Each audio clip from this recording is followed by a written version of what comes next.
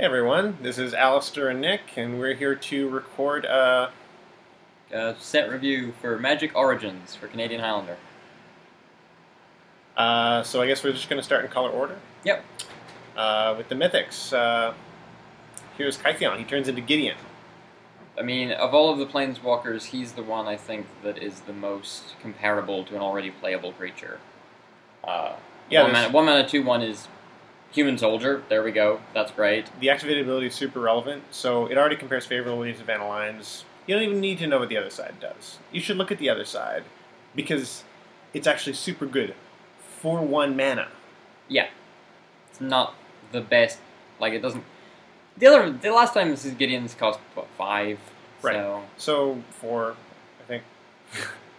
The point is, it's a 1 mana Planeswalker. You're not going to get a deal like that anywhere else in the multiverse. So please judge this Planeswalker by its mana cost.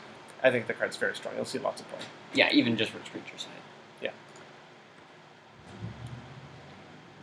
This thing makes your opponent pay a lot of mana at a lot of different times. Yeah. What deck are you putting it in? White control decks already have tons of win condition options, and many of them have flying and hexproof. Like, yeah, many of them. It seems like a mid-rangey card to me. So you force your opponent to slow down either. Maybe it's going in like a Bant deck or something. Yeah, that Bant aggro mid-range strategy. Could be. Your opponent can't interact with this card on the board unless they have 2 mana open. So it really forces your opponent to choose if they want to continue casting planeswalkers and creatures on curve, or block you, or attack you. Yeah, one of the 3. So if you can fit it in the right deck, it objectively has the strength. This card is interesting. So this set's got throwing a lot of bones to Enchantress, basically. Yeah.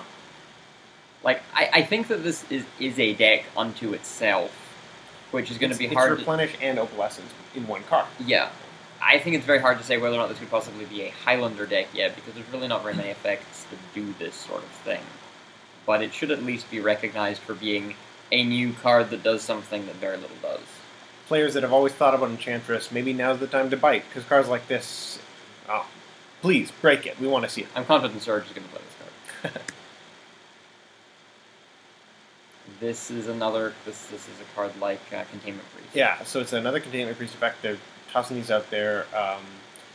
This affects Reanimator, and it also affects World War II Dragon decks. Yep. It affects things that tutor creatures out of the library, like Green Sun Zenith, and it affects tokens. 1 token generator that this affects is Batterskull. So yeah.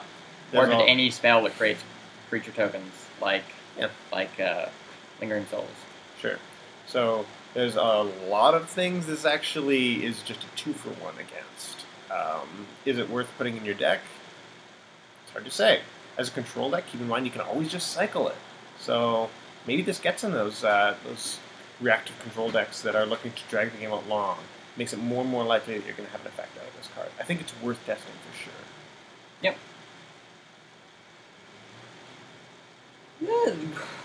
White has a lot of the 4 mana. Problem is the mana cost.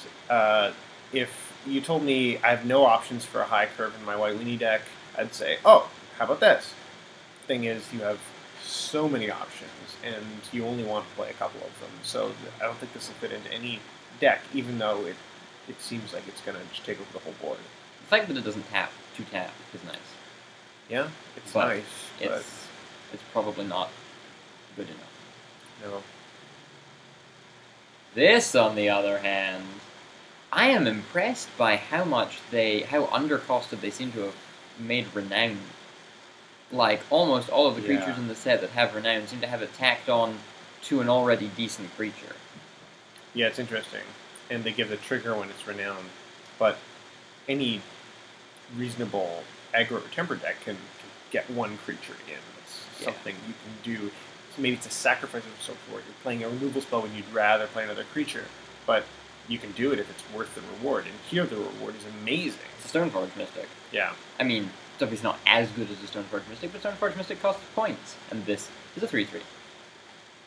It's a 3/3 that gets your sword of whatever, or your Skull Clan. Yeah, hey, if you get it on turn 2, it's on curve. Turn 2, Relic Seeker. Turn 3, hit you, get a sword, cast a sword. Yeah, or Skull Turn Clan, 4. or Jitte. Turn 4, put a sword on this thing, swing for 5. Yeah, the possibilities are very exciting. Does this card... I don't know.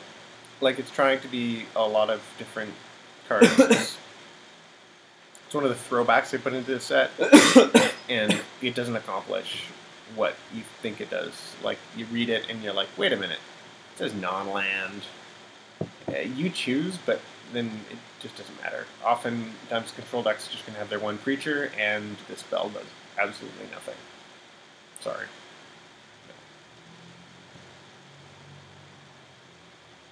Thalia is a relevant card in Highlander. So, hey, get another Thalia! Yeah, she costs 1 more, but it flies. I mean, it's not going to be First as strike. good as Thalia, but... Nothing's as good as Thalia, though! And it's a weapon against Storm. Yep. Yeah, this card will see play. Yeah, play it. It's good. This is the good. So here's another bone thrown to the Enchantress decks. This one's just really cute. Look at those little kids. They're adorable. I don't know, I think that artwork's kind of creepy. It is creepy. It's supposed to be. They're dead kids. No, I just find their faces creepy. I think that Enchantress decks often have problems like they create an Winning. engine and yeah, exactly. How do you win? Here. I don't know. I feel like this is exactly the opposite kind of a thing that an Enchantress deck wants, because when they cast their early cards, they want to draw more cards and get their engine going, and then cast something like Starfield of Nyx, where you just win. If this is the first card you draw, it's not getting an engine going, and if it's the last card you draw, it's a 2/2. Yeah. So this doesn't go into a traditional Enchantress deck. I just wanted to talk about it because, like, hey, maybe there's a weird tempo Enchantress deck. Maybe it plays Fist of the Ironwood and stuff like that. There are a number of other cards that are in the set that we're not even talking about that care about you just controlling enchantments. So this is my invitation to check out the other enchantment cards in the set and think about, like, past auras that reward you for playing auras and creatures that reward you for casting auras on them, and all of the Theros creatures that happen to be enchantments. Right, that just happen to be. So is there, like, an enchantment creature deck in Highlander viable? There's, like, 10 new cards for that deck, so I don't know. Interesting to see. Hey, check it out. Again, Renown, so cheap. 2 mana. 2 mana gets you a 2/2 first strike in white, with maybe one other ability. Knight of the White Orchid, Knight of Metagrain. And if you told me this was a 2 mana 2/1 first strike Renown 1, I'd say that's off the hook. Auto play this in every white aggressive deck. Yeah. Or if you told me this was a 2/2, 2 mana 2/1 first strike that pumped your team when it attacked. This card is nasty. It is. You were just going to be dying to this card a lot in days to come. Yeah, if this thing attacks you, block. Whip out your 2/4s, because that's the only way you're going to kill this. Ugh, God. Ugh. Again, like, this is a bear. I don't know how many bears the white aggro deck wants to play. The white aggro deck has a lot of bears, but this is like more like a watch wolf. Yeah, I don't know. It maybe doesn't make the cut, but it's just another example. A 2 mana 2/2 Vigilant is a card that they would see play in limited all the time, and this just has Renown slapped on it. Slapped on, yeah. Yeah, I don't know. Maybe it's his play. Maybe not. Yeah. So now we're on to blue. Fantastic. I love the new Jays. So to be fair, Merfolk Looter sees no play? Zero play. So that makes me sad, and I want more people playing looters. I wish I could say this blocked anything. Blocks a Merfolk Looter.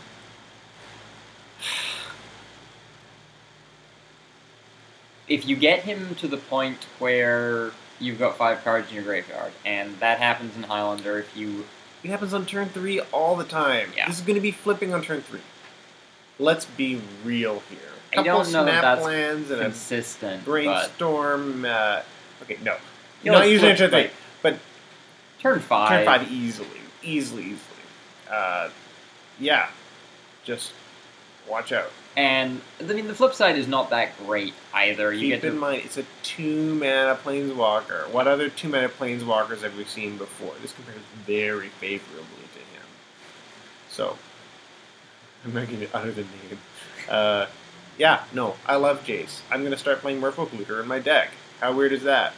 I don't know. You don't have to, but I will. This card has a lot of words on it. Wow, okay, check it out. 5 mana, 3/4, 1 mana, exile instant or sorcery from your graveyard, and you can do 4 different things when you do that. And some of them are things that you care about. I mean, just because of the number of options that this card has, I can see it being relevant in a lot of board states, but I don't know how relevant. Spell Pierce on command is nice. Sure, that's going to lock down the control matchup. Like, you definitely get to cancel or counterspell, remand, and then just you have the threat of 2 mana, counter your thing else you pay 4. That's nice. It is attached to a 5 mana 3/4. So I don't see what deck it goes into. I mean, the control decks like it in the control mirror. It's not great against creatures. I mean, once it comes down, it can control the board a little bit, get bigger, tap a thing. You need mana open. It's very expensive, so yeah, I don't think it does anything. This on the other hand, anything? I don't know. It might as well say, if it's your turn, set the storm count back to 0. Time Twister points. Do people play Time Twister in Highlander? Time Twister. Do people play it? Yeah. I mean, they should. It's good in, there's a, counterburn, blue, red, fast, aggressive. It's a Wheel of Fortune. There's another Wheel of Fortune. They don't play Wheel of Fortune. I know. They don't play Time Twister. Play these cards. They draw 7 cards. Where's Wheeler? Wheeler, do you draw 7 cards? Because I think you do. I don't know. If you like drawing 7 cards for 3 mana. I start playing all the Time Twisters. Start with the other Time Twisters first. I don't know. Dip your toes in a little bit. I think if you're going for it, you might as well just play this one as well. The drawback is not very severe. Yeah. This is not that 5 mana one. This is only 3 mana. You're gonna do other stuff on your turn before you Days Undoing, and then the turn's over, and that's okay because then you're gonna untap next turn with 7. You're gonna draw into a counterspell or a lightning bolt anyway. You can do that on your opponent's turn. Well, blue deck casts all of their spells on their turn anyway. Exactly. This goes in fair decks. It doesn't go in storm decks. Play it in your fair deck. It's awesome. No, I'm excited. This card. This is so weird. 4 mana sorcery. You look at the top 7 of your opponent's library. You can cast an instant or sorcery for free. You cast 2 of them because you're always going to have spell mastery. Okay. You play very different decks than me. Right. So this is going into... What does this go into? A blue deck that has instances of sorceries. So hit or miss in what you're... Yeah, you play against the Goblins deck and you get to cast no Goblins for free. Or Cradle Hoof, you get a Green Sun Zenith for 0. Ramp deck, you get to cast a Farseek twice. You never get what you want because the other decks have a totally different strategy from you. So exciting, though. You play against the control deck and you get some counter spells. So exciting. No, this card doesn't do anything, but I think it doesn't. It does nothing in a lot of words. No, yeah. Displacement Wave. Is this card good? I mean, it makes me think. Makes me compare it to Gaze of Granite. It's very exciting that it's a way that blue has to deal with planeswalkers. Yeah. But you're going to be casting this on 6, bouncing all relevant planeswalkers and creatures. Control decks have trouble with, their Vindicates kill the planeswalkers and their Wraths kill the creatures. Cyclonic Rift bounces both, but it's always 7 mana. And this has the option of being 4 mana, bounce all your bears. So, and it has the same mode as Gaze of Granite or Crime and Punishment. You can play it for 2, just kill all tokens. Yep. And it's also relevant against Academy decks and Chrome Mox and Mox Diamond. It's card advantage. So in those sorts of scenarios, you bounce 3 signets and a mox kind of thing.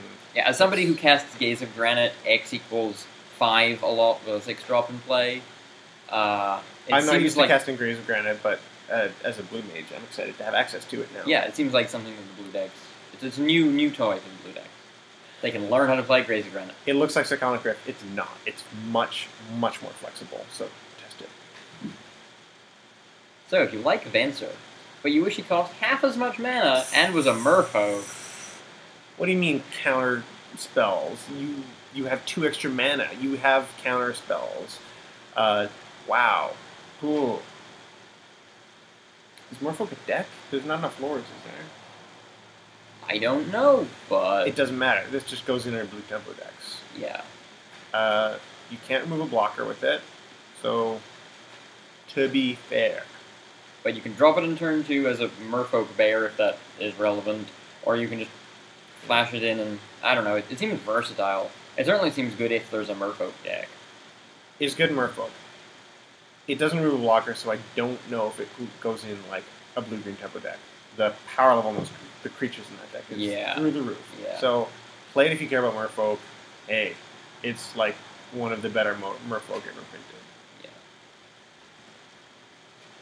So this makes me think of Thirst for Knowledge. It makes me think of Thirst for Knowledge in a very good way. It's not draw 3, like dig 3, which Thirst for Knowledge always digs 3. But it also forces you to discard an artifact, which isn't always what you want to do. Yeah. You generally want all your artifacts. I mean, you're only playing the good ones, right? And hey, even like a bad Thirst for Knowledge is still Thirst for Knowledge. Yeah. I'm happy to be playing this in artifact decks. I don't know. You always control artifacts in an artifact deck. Yeah, Instant Speed Divination is a lot better than Sorcerer Speed Divination. Wow. Those decks are already playing Concentrate sometimes, depending on, you know, variations of. So this is a better variation of that. Mm-hmm. On black. This card. Oh, I like this card. Yeah. I think it's good. 2 mana, 2/3 lifelink is not an amazing body, but it's not the worst. It is... Like, it doesn't quite compare to Kitchen Finks, but on the other hand, Kitchen Finks is a very good card. So, against an aggro deck, I'm pretty happy just dropping Liliana, trading with a... I mean, okay, it's a 2/3, maybe they just bolt her, but they only have so many bolts. I probably block their 2/2 and trade with a shock. That seems fine. I am perfectly happy with that. But... Her flip side is amazing. And like, her flip side is very similar to Liliana of the Veil. Like, you don't get the minus to kill your opponent's creatures, but you can reanimate your own creatures instead. Yeah. And she's the only one of these flip walkers that defends herself. You get because zombies, your opponent can control when to flip her. So she gives you a zombie to block with. Going to be skill testing to play with, when to drop her just as a blocker and be okay with that. That's going to be the hard call that you don't want to have to make. So... but a deck like mine is going to be very happy to go turn 2 Sakura Tribelder, turn 3 Liliana, flip. Maybe I plus her, maybe I minus her and get the Sakura Tribelder back, and now I got 5 lands in turn 2. Right. It's very versatile. For sure. People have been talking about this on Facebook. It's a 4 mana 5/5. Sometimes it's indestructible, but the decks that don't have creatures, all their removal is exile effects. Except for Wrath. But... And you have to discard a card to get it back from the graveyard. And I don't like it. Remember that most white decks play 6 or 7 spot removal exile effects. That indestructible is not that relevant against white. No. And red always has a creature. So, I don't know when it's on in Highlander. We're playing against Alistair Norman, apparently. The discard a card, bring it back from your hand, you can't count on when that's going to happen.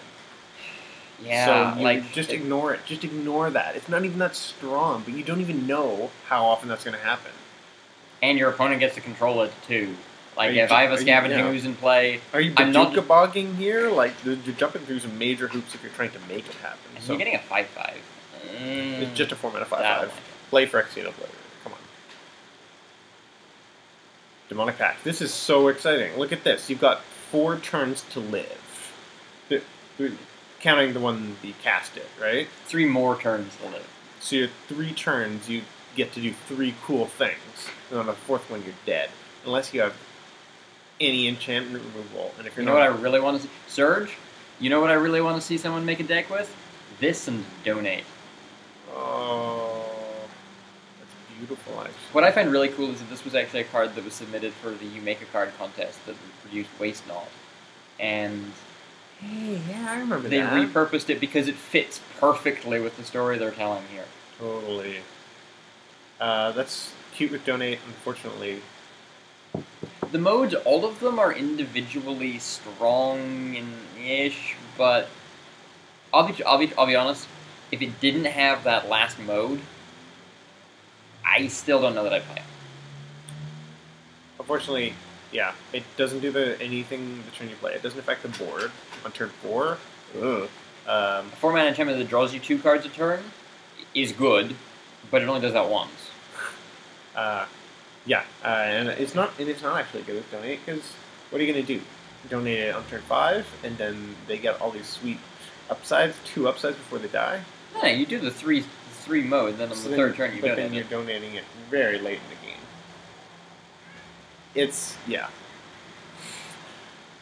Unfortunately, this card doesn't have a place in Highlander. No. It's super cool.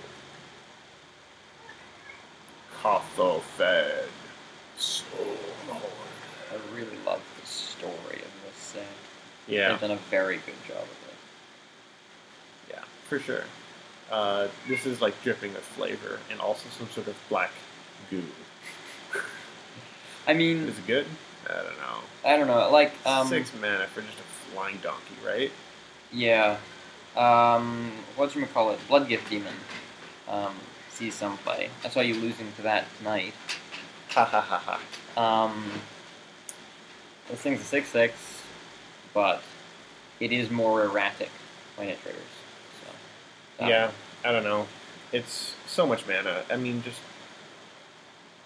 there's other card draw engines. Black has a lot of card draw engines. It doesn't need a 6 mana one.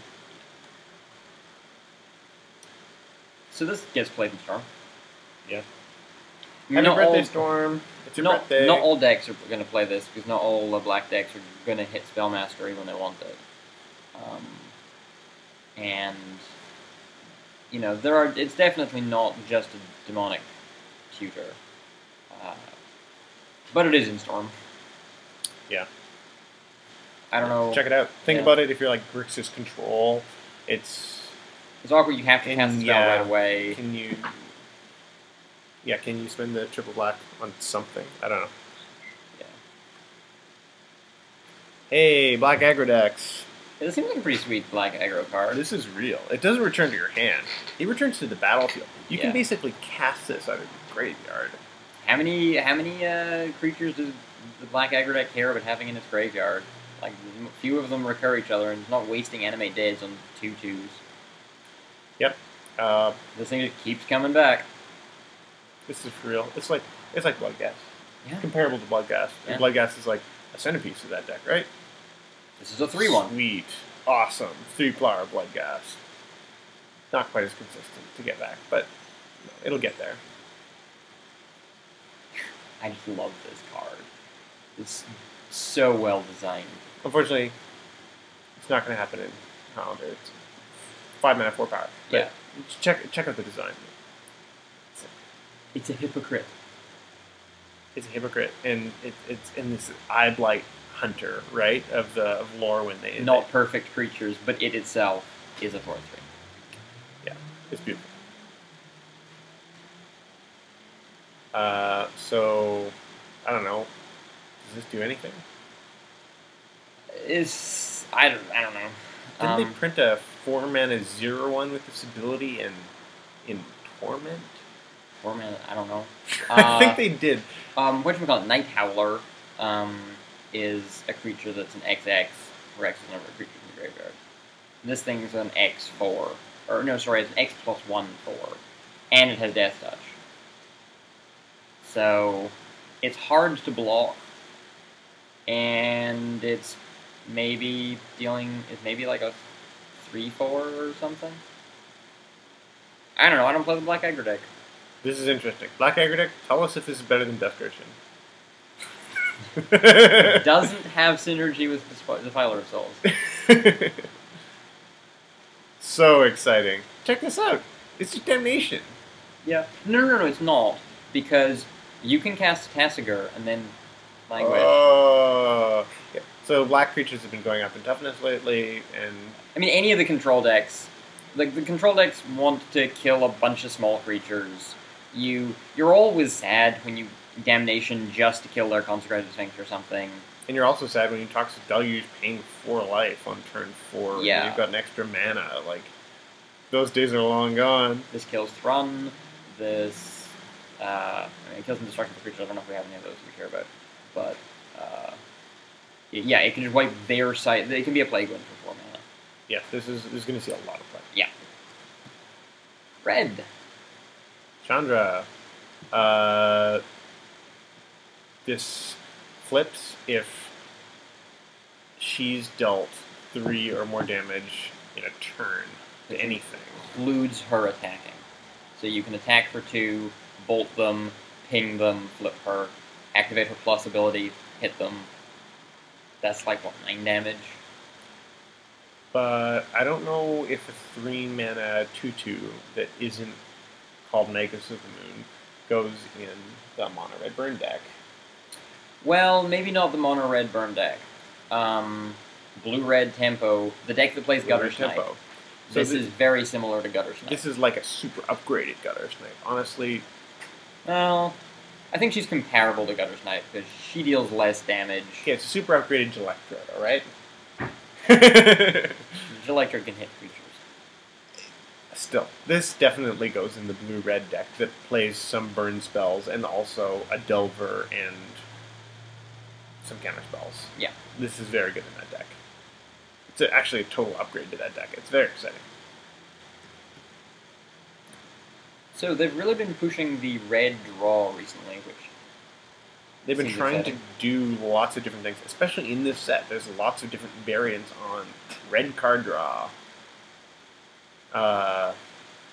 This seems like you may or may not always want to cast it on turn 4, but When your hand is empty, obviously there's no drawback. But what's the red deck that has an empty hand and is making it to turn 6? And I don't know. I mean, the mono maybe red burn deck wins faster than that. This Yeah. is like irrelevant in that deck. It Maybe plays 1 or 2 4-drops. maybe it's a trap, but it's an interesting trap at least.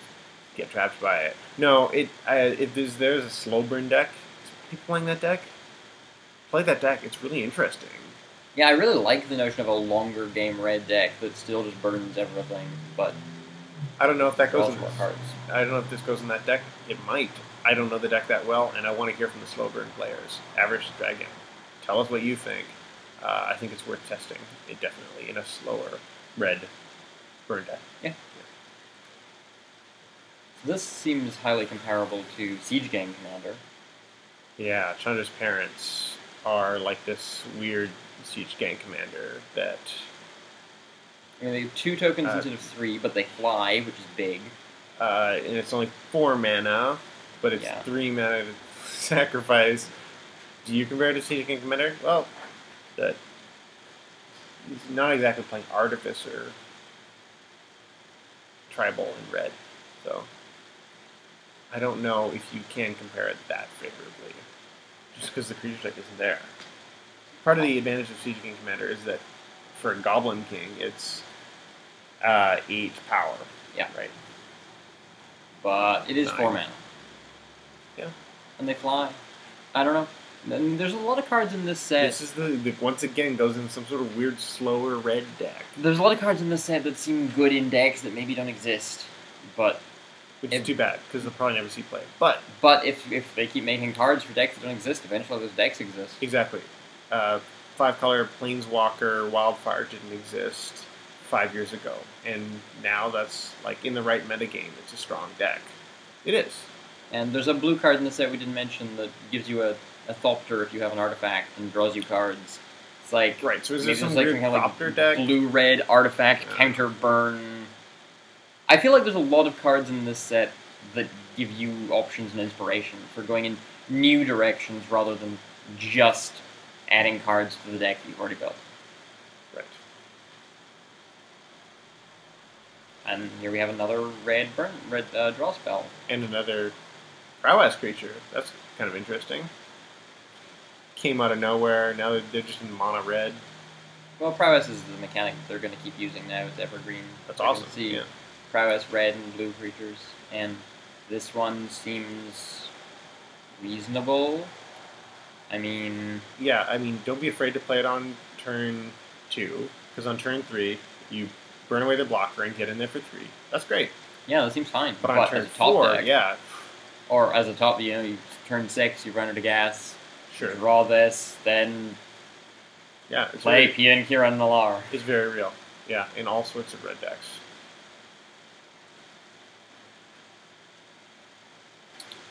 So this is better than Char. It's a Flame Javelin. Well, Flame Javelin's instant. It's Right. comparable to It's Flame okay. Javelin. It's not instant. But in But- a lot of cases, does it matter? You kill a thing. Yeah. And Yeah. maybe it can be countered, or probably can be countered.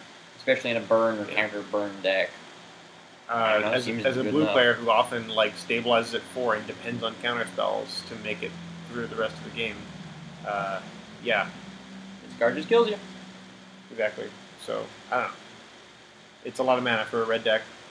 I know you guys have trouble getting up to 3, but I think it'll see play. And here we have another red. Well, it's not really a draw spell, but like a slower card that interacts with your hand. They're pushing red in like a. It's a more and more trying to be less one-dimensional aggro color. yeah.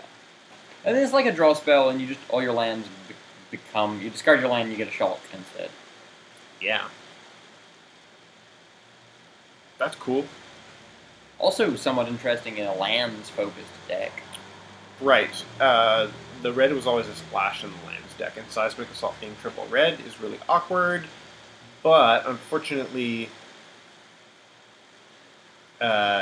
this does cost a lot of red mana. Like you want to be activating it 3 times a turn, so it does cost triple red. So it's just a really bad Seismic Assault that you have to pay for over and over again in the lands deck. So I think it's actually a total trap in that deck. I think you're playing this in a very red-heavy deck that doesn't want lands, which ironically is not the slow deck.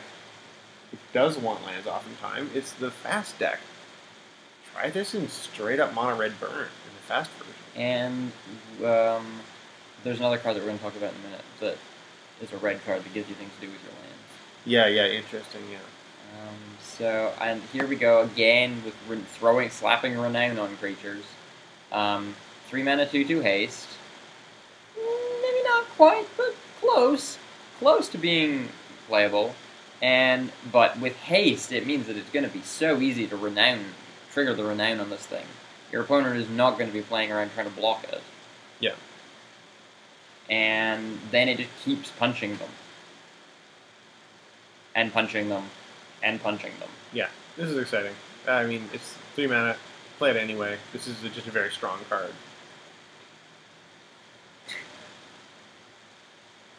I don't know. Like, I'm very excited about this blue-red artifact deck that they're just planting in the set. I don't think this card makes the cut, but, like, do you get the vibe I'm trying to communicate here? There's a deck in there somewhere. Okay. Alright, I've said my piece. Here's a gift to you goblin players. Yay! Yep, this thing's good. Not much to say about it. It's great. Play it. Goblin. So here we go. So if you're a red deck that's gotten to the point where you have 4 lands in play and you don't want any more, the previous card was a way of just turning into shocks, and this card's a way of just turning them into more cards. I don't know. Red players, what do you like to do with your exiled lands? Moving on. Oh, I've heard so much debate about Nissa. A lot of people think she's really There bad. should be no debate about this card. This card is good. Okay, Borderland Ranger is almost playable. It's not ideal. But, I mean, as somebody who has cast Green Sun Zenith to go and get another mana source, mostly my options are a Mana Elf, a Mana Wall, a Sakura Tribe Elder, which all die the next turn when I cast the Wrath that I'm trying to ramp into. Getting a creature that actually puts a land into play, I mean, it goes in your hand, but you can play it. And then turns into a planeswalker so that it survives your wrath. I mean, I think one of the big traps for people with these flip planeswalkers is they're trying to assume always getting the best case scenario out of this. I'm going to put Nissa in my deck, and I'm going to be happy to play her on turn 3, get another land, and trade her with a goblin. That's fine. She did her job. Yeah.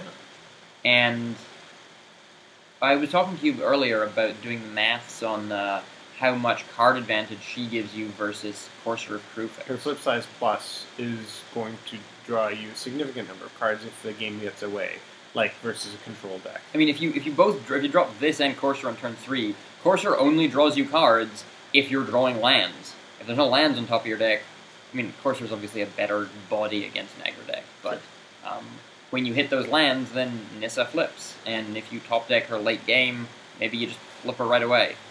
You only need 6 lands in play to flip her. 6 lands is something that people get in Highlander. All the time. So put this in your slower green decks, and put this in your middle speed green decks, possibly. But I mean, definitely in your slower green decks. Her Planeswalker side just compares to the 3-color Sorin, the Yeah. Sarkhan that came out. It's no, it's She's a really- 5-mana Planeswalker for 3. It's pretty good. She's good. This thing should be a bear beast. Look at that. Bear beast. Yeah, I like it. Bear beast. What's a bear? Elk bear Elk beast. bear. Look No, at it is that. elk bear. Elk bear. Why is it an elk bear? It's obviously an elk bear. So it's a 6-mana 6/5 that gets, what does it get? Kitchen Finks? It gets Kitchen Finks, it gets Eternal Witness, it gets Reclamation Sage. So this is kind of... And this is ETB goes straight into play. Yeah. This is kind of a Titan that has a choose one effect. Naturalize, regrowth, gain life. Fair enough. I mean, It's often going to be 10 power. Yeah, don't compare it to Primeval Titan. Compare it to Grave Titan. Sure. Grave Titan puts 2 2/2s into play. This puts 1 2/2 into play, but you get another effect right away. And as somebody who plays or has played a heavily creature-based, slower control deck, I want more ways to naturalize, to regrowth, to gain life on creatures. And this gets a combo part too. There's the 2-mana can't put poison counters on. Oh, Malira, yes. So this gets Malira in the pod deck. So Yeah, podding a 5-drop into Malira to win the game seems reasonable. Right. I think people are underestimating the versatility of this card. interesting. Oh, sorry, no, she doesn't get Malira, it says non-legendary. Okay, non-legendary. There's probably still some combo piece that it gets. I mean, hey, it gets Bounding Crisis if you want to do this in the Yeah, we'll get to that. Definitely. So yeah, this looks like a lot of mana. 6 mana is not a lot for green. So if you're ramping up to 6 anyway, there you go. I don't think that this is the kind of lord that elves want. So, elves are getting another lord in this set. I don't think it's the kind of lord that elves want. It's a lord they deserve. Yeah, well said. Interestingly, another Eye Blight. It's got an unequal She's not, power she's and not toughness. perfect. Not perfect. So, it's funny, this reminds me of another card, but I can't quite remember what one. Yeah. Maybe that card is like. Maybe if we looked on the points list, we'd find it. I don't know. So obviously, this actually doesn't compare very well to Survival at all. I mean, it's not really the same card. No, it's more like polymorph or something. Yeah, Survival is you're toolboxing cards in your hand to get the one you want so you can cast it. This one, you want lots of creatures in play, and you don't control what you get. So I think if it goes in a deck, it goes in a very different deck. I don't see how it's any good at all. You sacrifice a creature to get a creature to your hand? I don't really know if it's any good either. I just wanted to say that it's not survival of the fittest, and No. it. I mean, it's possible that it goes in some kind of token heavy or a deck that doesn't run a lot of creatures. I mean, if you only have a few creatures and the creatures that you want, it's a sort of tutor. I don't really think it's that great. These garbage. Throw it in the garbage. All right. Uh, like, you know what I'm going to say here. There's a deck in there somewhere. You know? This is exactly the kind of spell you want to be casting on turn 2 in your weirdo creature enchantment deck. Turn 3, you dump a bunch of enchantments out of your hand, you gain 3 whole life. There's a deck in there somewhere. Trust me. So this also seems to be one of those cards that looks like it's. I think the last one is trying hard to look like it's survival of the fittest. This one is trying hard to look like it's noble hierarch, Which is so weird because, like, don't just be you. Just be you. You're great. I don't think it's, I don't think it does the things that a mana dark wants to do. No, but it's a fine card. Look, it's a 2/2 for 1, Something. and it adds mana. Something. I'm not a creature player. I just feel like having a 1-drop that doesn't do anything in turn 2. That's disappointing. The whole point of having a mana elf is to cast a 3-drop on turn 2, basically. And if what you really want is a 1-mana 2/2, green just has a lot of Just 1 play mana 1 mana 2/2. 3/3s. It has those. I think it's trying to do too many different things. It's like right on the cusp of being in some good camps, but it doesn't get there. This is a card I like.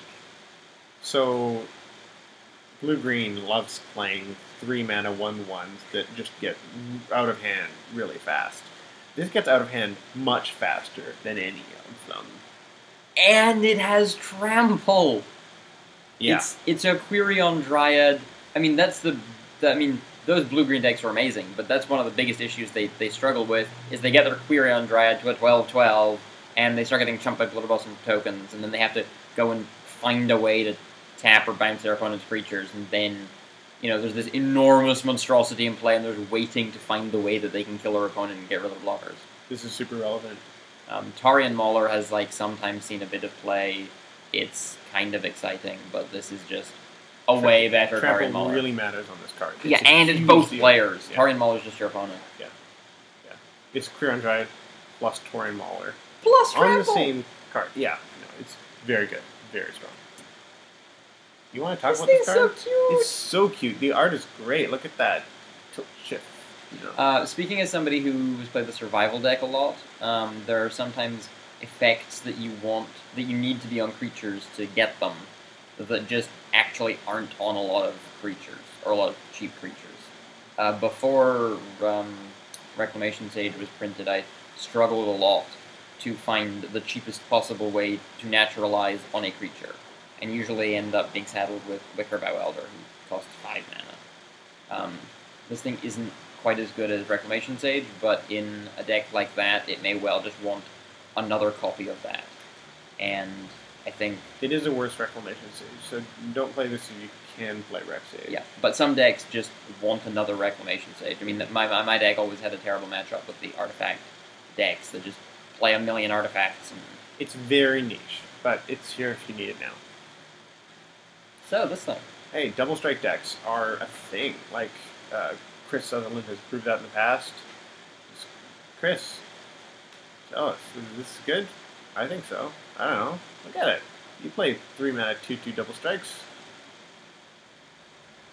I don't know anything about them. Play it in double strike. It's a thing. Oh yeah. Hey. So, there have been a lot of creatures recently. A lot of 3 mana creatures recently that tell you can untap a creature when they come into play, which has been of some relevance for a particular deck and a particular couple of cards. Yeah, the twin deck is already playing green. It couldn't be more convenient. It's really convenient. And you can Green Sun Zenith this thing up, and Woodland Bellower this thing up. Oh, blah. Redundancy.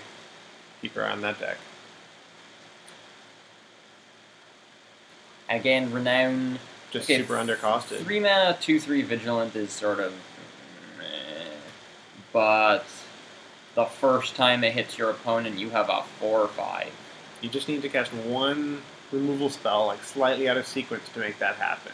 One like awkward Path to Exile. And when this thing is renowned, it's basically Brimaz. This is coming down on turn 2 a lot of the time. Green-white decks play a lot of mana elves, so you have this like crazy Brimaz. I mean, Brimaz is a 3/4 that can't be comes. burned out. Brimaz that comes with a 1/1, so he's usually just a 4/5. This thing is all it needs to do is connect with your opponent to be a Brimaz. Yeah, this is like And you quite can Green possibly Sun real. Zenith and Woodland Bellower this thing. I'm just saying, like, there's a lot of artifact lords. Now there's another one. And there we go. We're back to start. So that's our set review. I hope you enjoyed our ideas. Some of them a little off the wall. Some of them like very exciting competitive cards that are going to be. Yeah, I really like this set a lot for Highlander, for Limited, it seems like it's going to have an effect on every format, and also just the cards themselves are so exciting. Yeah. I mean, just look at this. I didn't even see this before. Look at the Kytheon. That's Heliod in the background, kind of peering out of the clouds. I didn't even notice that. Yeah. No, this set has a lot of thought put into it, and it's definitely going to affect Highlander. So, thanks for watching, everybody. see you at the tables.